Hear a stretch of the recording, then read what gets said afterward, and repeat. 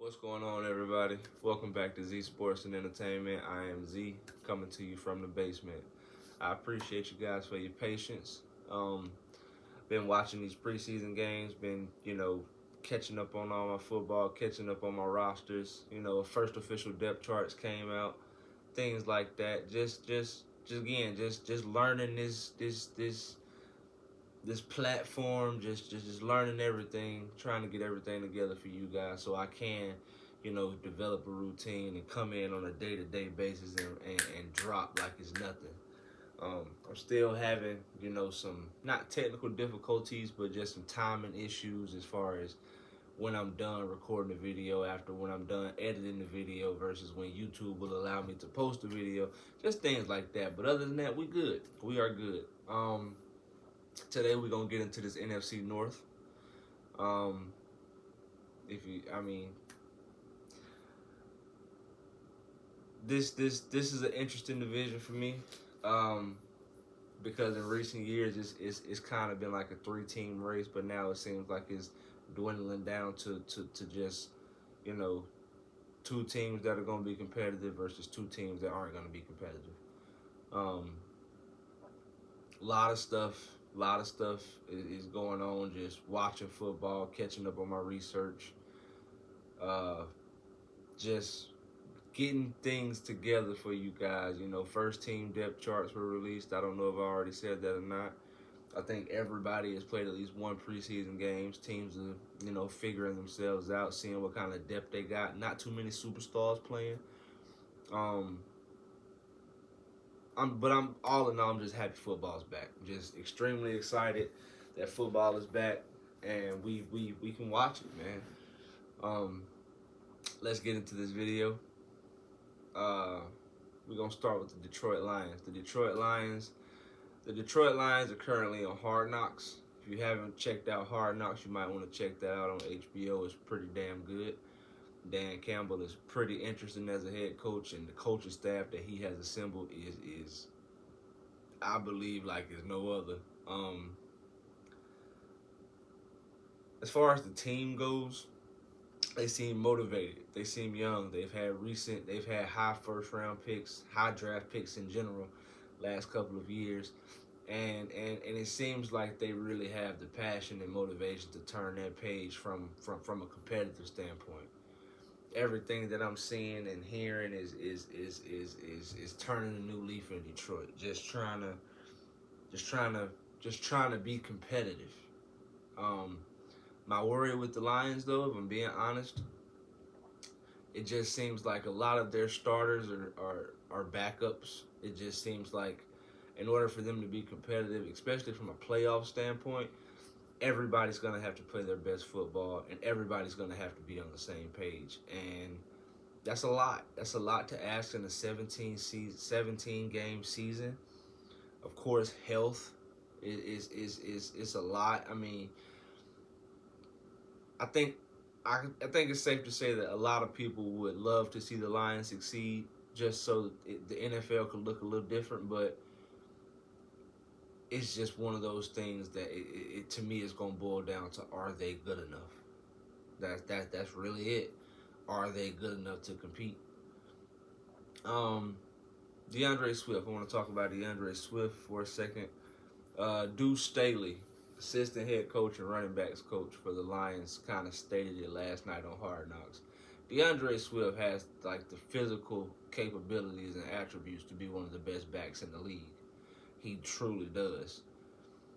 I don't know if there's a question of, want to, work ethic. I don't really know what it is, but I think this season he's truly gonna get an opportunity to get the ball at will, show what he can do, and just flat out make plays. Whether it be running the ball, catching the ball, making blocks, he's gonna be, if not the most important part, he's going to be a very, very pivotal part of the Lions offense.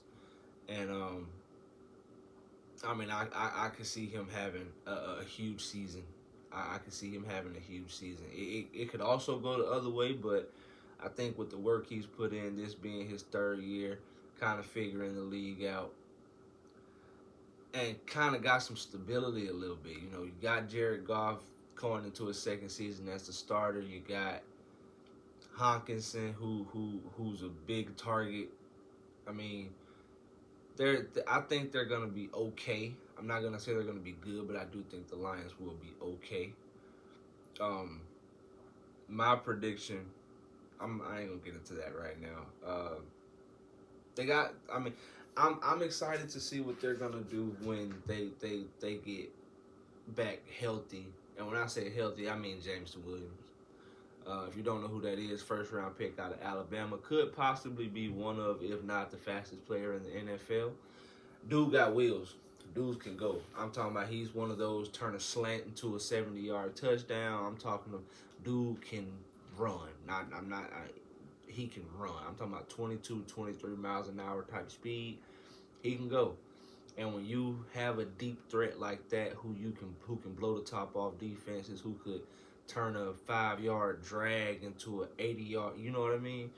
When you got a deep threat like that, and then you got a possession guy like St. Brown, number 14, Jared Goff is gonna have some things to work with. You got your possession receiver, you got your big play receiver, you got your blanket at tight end, you got two versatile running backs in the backfield, and DeAndre Swift and Jamal Williams.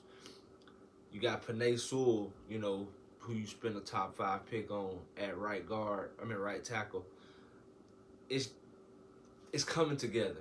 It's coming together, and is I really hope that the coaching staff they have intact can get it done, because I'm looking forward to seeing what the Lions can do as a whole. I mean, they may not finish at the bottom of the division. That to me, that's a plus.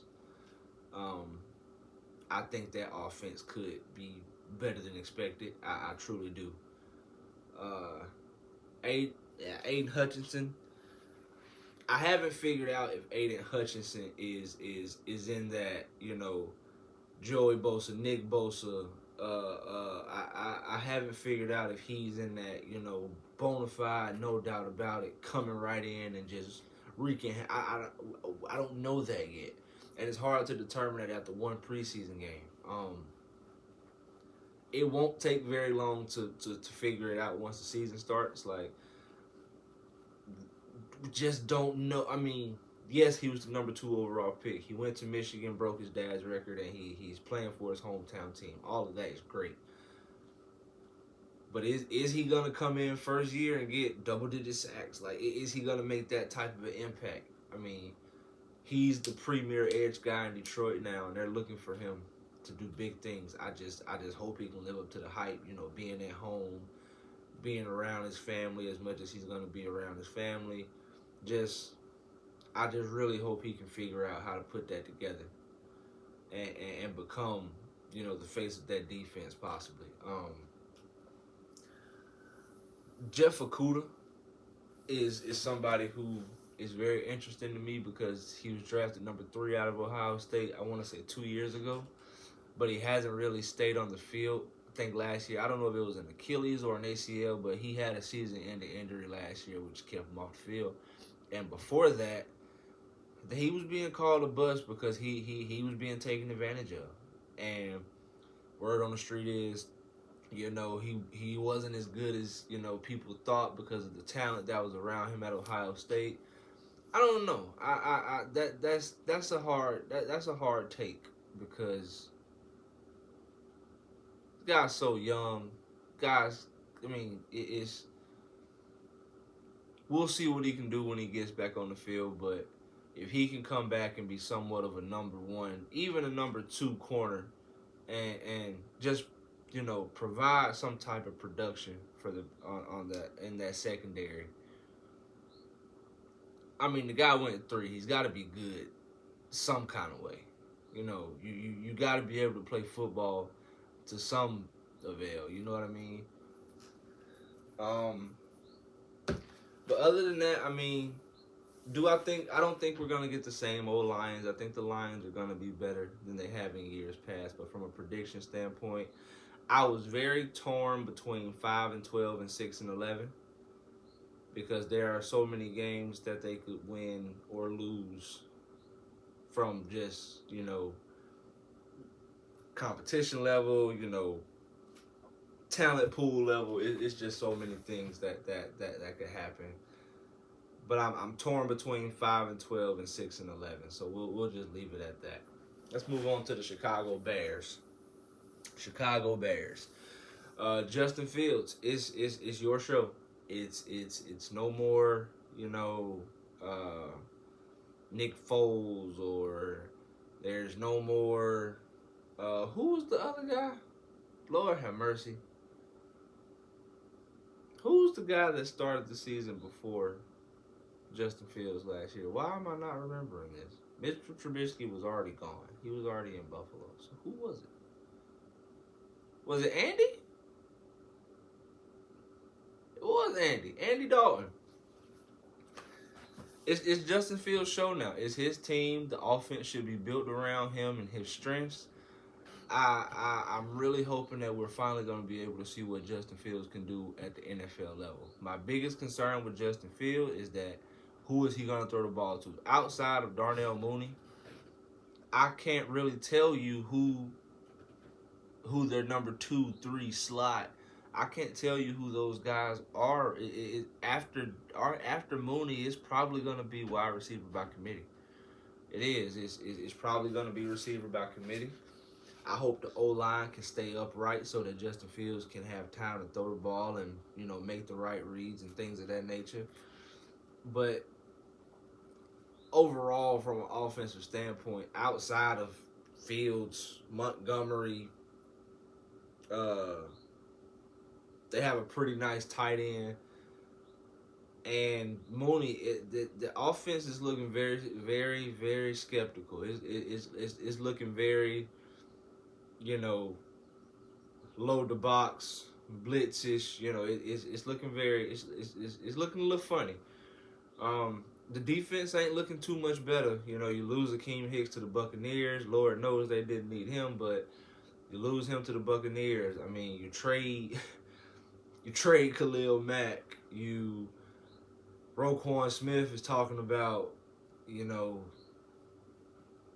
who. Yeah.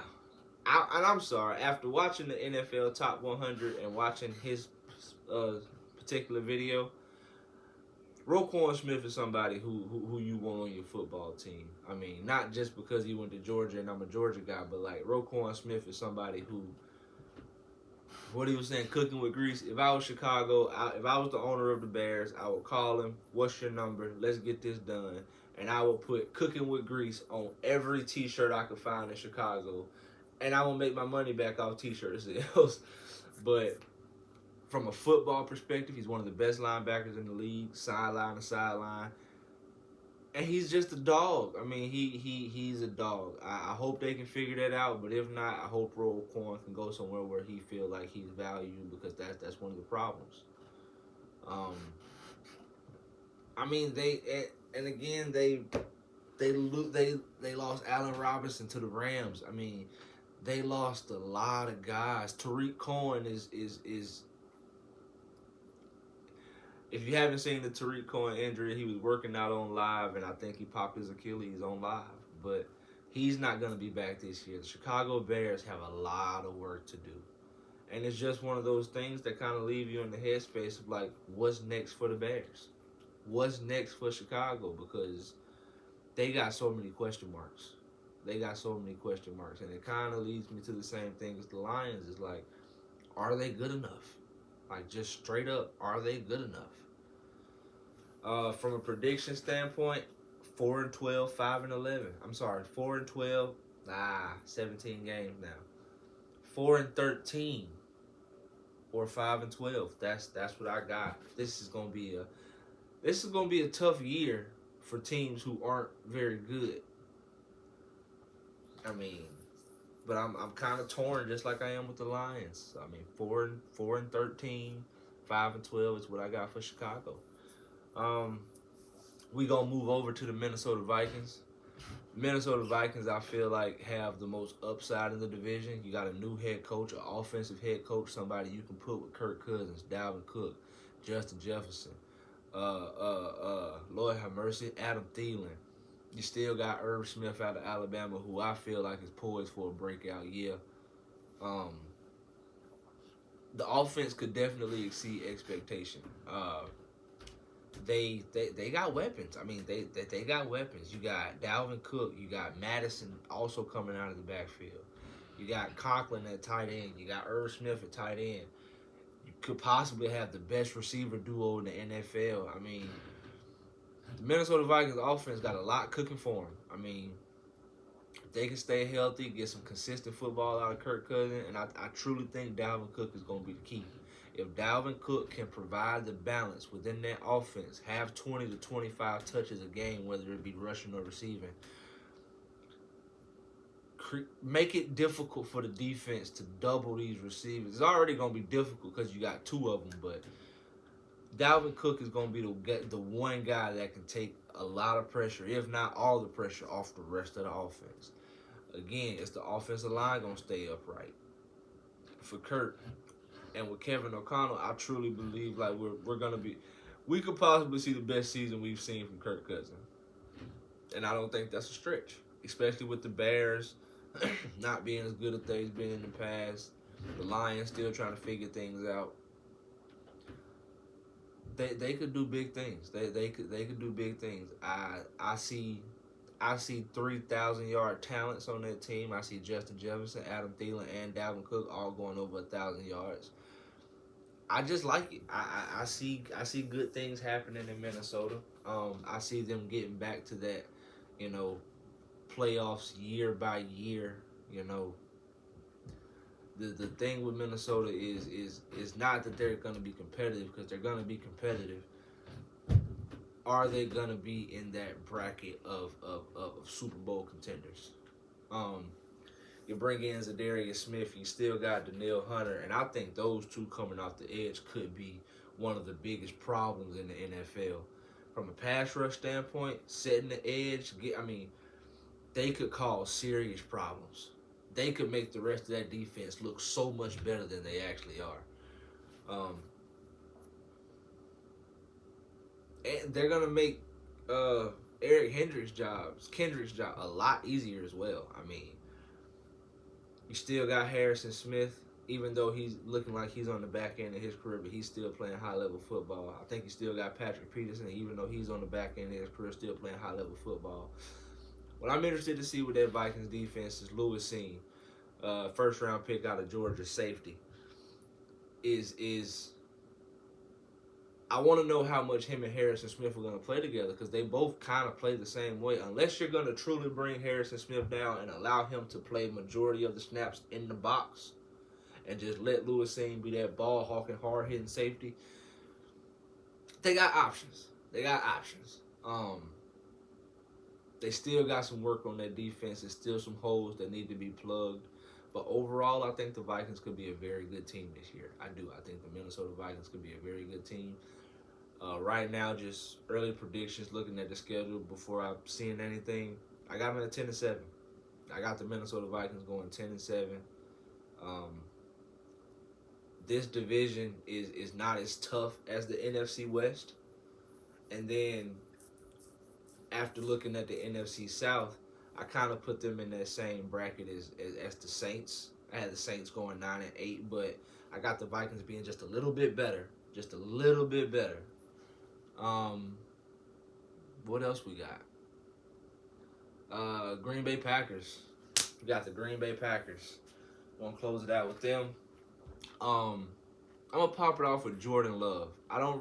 Jordan Love had a rough first preseason game. He was able to play a lot of football, which was good for him, because I think experience is one of the things that's hindering Jordan Love. Not to say that if he would have been thrown into the fire, he would have been fine, but it's kind of hard to have just that whole situation is weird. I mean, you hope Jordan Love can turn it around. You really do hope that they don't have to look anywhere else for a quarterback, but I mean, you just gotta ask yourself, is he that guy? And we're not gonna know that until Aaron Rodgers is done being Aaron Rodgers. I mean, Jordan Love is already going into his third year. There's a chance he's gonna finish his rookie contract without, being a starter in the NFL, and it's not his fault. He didn't ask the Packers to take him at 26, trade up and get him at 20s. He didn't ask for that. I mean, he didn't ask for the person. I really hope Jordan Love can figure it out because I don't want to see this guy go somewhere else and just be forgotten about. Aaron Rodgers.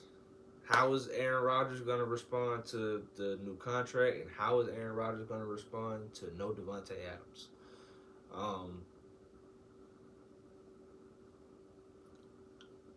I think personally he's going to be okay. I think he's going to have to allow his receivers to grow. And what I mean is Allen Lazard's never been a number one. He allow him to grow. Allow yourself time to develop chemistry with Sammy Watkins. You know, you still got Randall Cobb. You can have him in your back pocket. You're getting Robert Tonyan back. You got two receivers that you just got out of the draft who you are very high on. You got Rodgers, I think he's second-year player out of Clemson, who you stated Aaron Rodgers could be the future slot receiver of the Packers. So you have options. You got Aaron Jones and A.J. Dillon coming out of the backfield. You got playmakers. You got options. And in my opinion, if that O-line can stay healthy, it's one of the best in the game. The Packers have a lot working for them. A lot of good things working for them. If you take the Devontae situation away, I mean, they look ready to roll. I mean, I think from an offensive standpoint, I think they're going to be fine. I truly, it's not really much I can say. I mean, not really much to hit on. The biggest thing with that offense is going to be who is Aaron Rodgers' number one target going to be, and if it's receiver by committee, if Lazard ends the season with 50, 60 catches, same goes for Cobb. I mean, I think he's gonna have to spread the ball around. It's not gonna be no more. You know, Devontae is down there somewhere. Is the best part about Aaron Rodgers being Aaron Rodgers, and I think the best part for the receivers is you got a quarterback who doesn't turn the ball over and he's overly accurate. I mean, so he's gonna put the ball where it needs to be put. You just gotta catch it. You gotta come down with it. You gotta make those plays.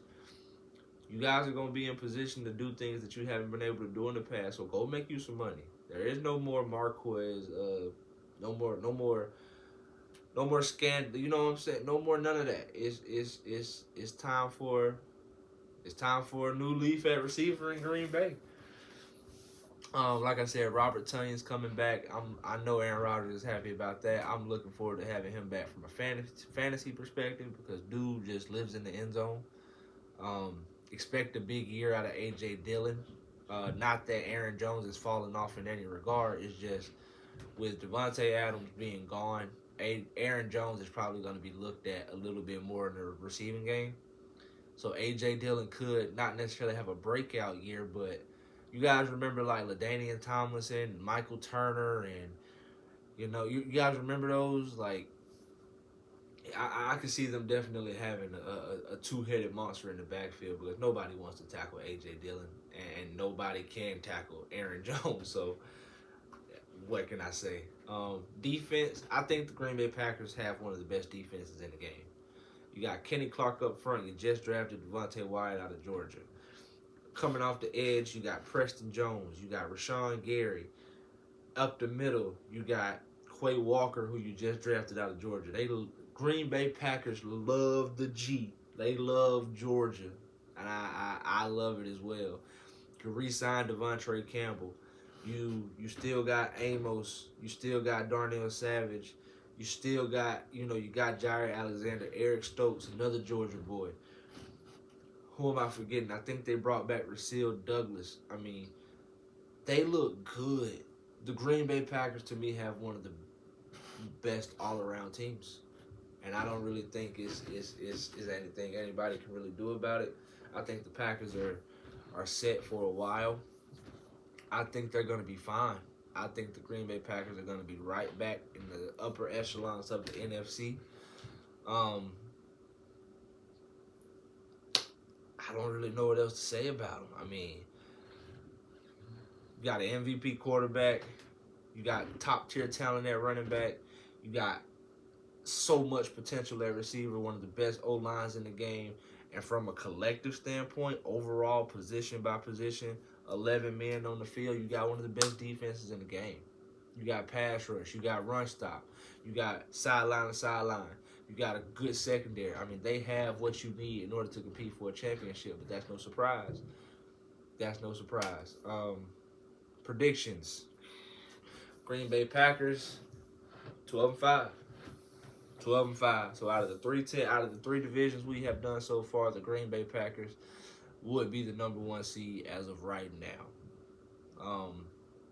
That is the NFC North.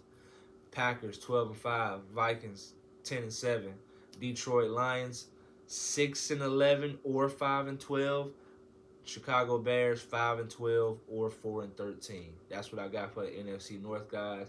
I hope you guys enjoyed the video clips that I got playing while I'm talking. Hope it gives you a little bit better insight as to what these teams are looking like, things like that. That's it for today, guys. Tomorrow we will be releasing 2 videos. Tomorrow we got Throwback Thursday, Deshaun Cooper, Columbia High School football and basketball, class of 2015. I'm sorry, 2015, not 2012, 2015. Also, we're going to finish up the NFC. We got the NFC East video coming out tomorrow as well. I appreciate you guys for watching. Thank you. Thank you so much. If you haven't already, subscribe, like, comment, and share. I'm Z. This is Z Sports and Entertainment.